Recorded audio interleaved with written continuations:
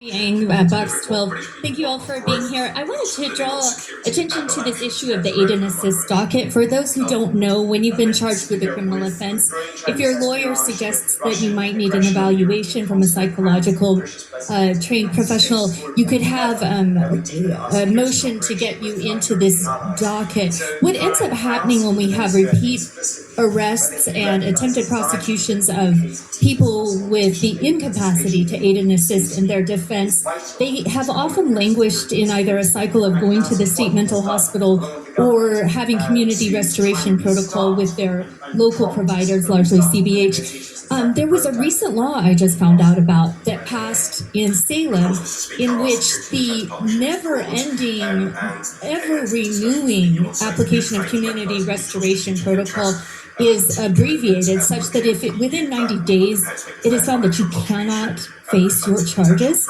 it is much easier for your lawyer to move for the judge to have a dismissal.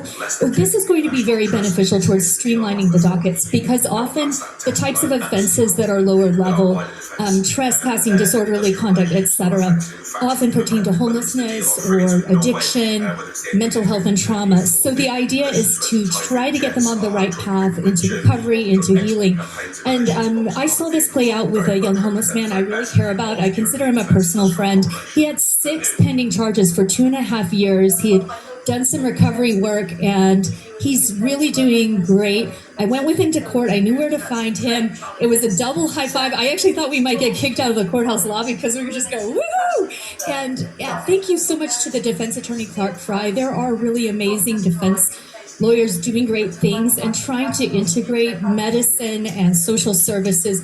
We need so much for people like him, and he's doing well.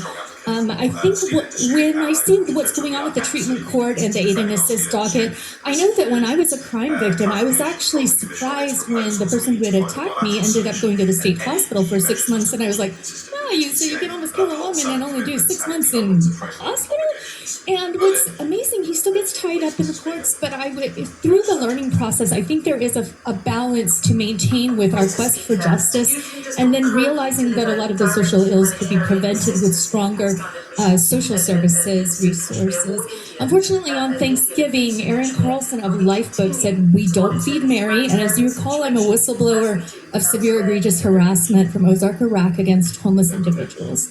So that's not how I spend my holidays. So I would ask you to look into what the county's doing to reducing their funding and putting their funding towards more appropriate models that are more inclusive of people who are queer, who are vegan, who are women, who are DV survivors, etc. And keep a pure heart and have a great night.